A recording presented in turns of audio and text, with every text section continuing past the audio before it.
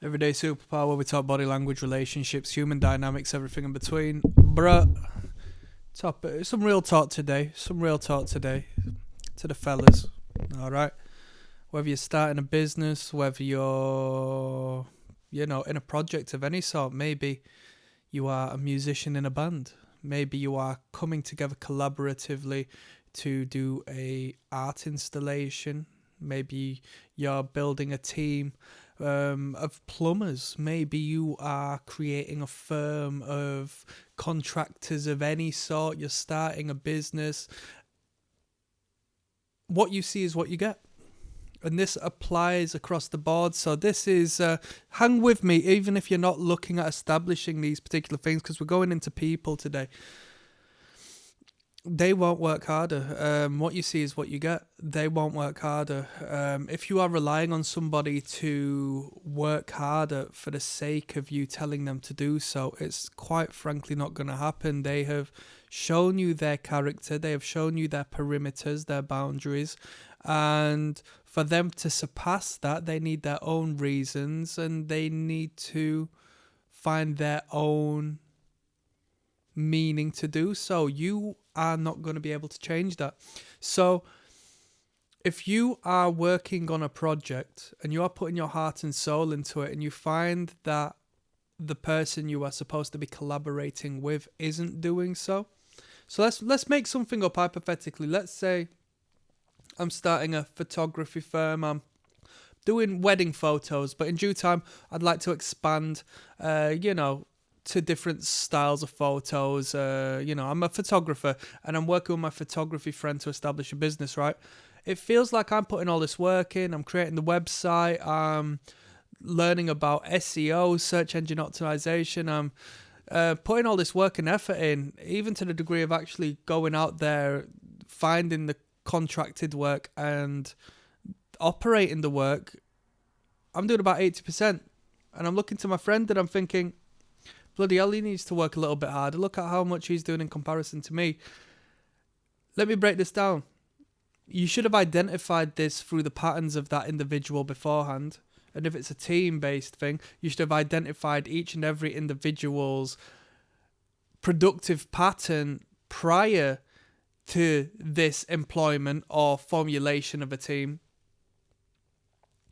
And you need to understand that you are not going to change them, such as you getting into a relationship with a woman and then trying to change her within that relationship. Or can't you lose some weight? Or can't you stop seeing that guy you were seeing before me? Oh, can't you do this, do that, do that? No.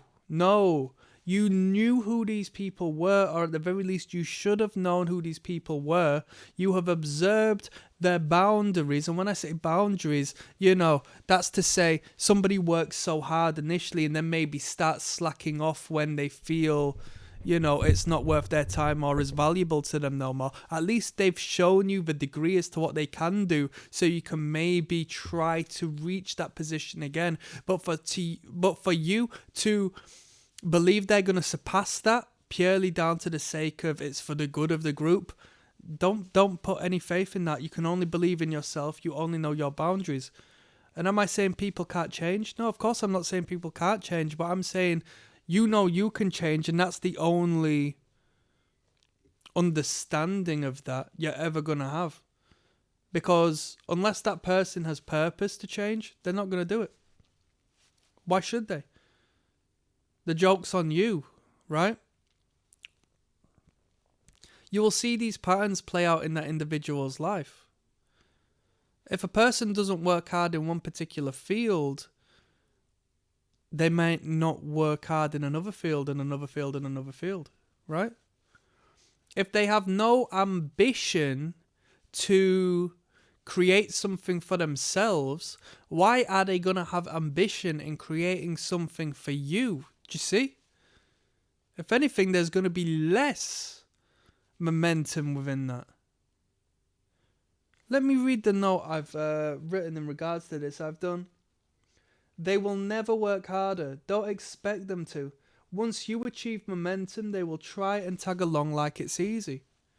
So once you yourself start to develop momentum as an individual on a project you're working on a business you're establishing, in any particular given field, they're then going to try to get in touch with you to say, oh, let's work together. Oh, would you like to continue on with that? No, because you don't know the amount of time, energy, and effort I've invested into garnering the information that is necessary for me to do this.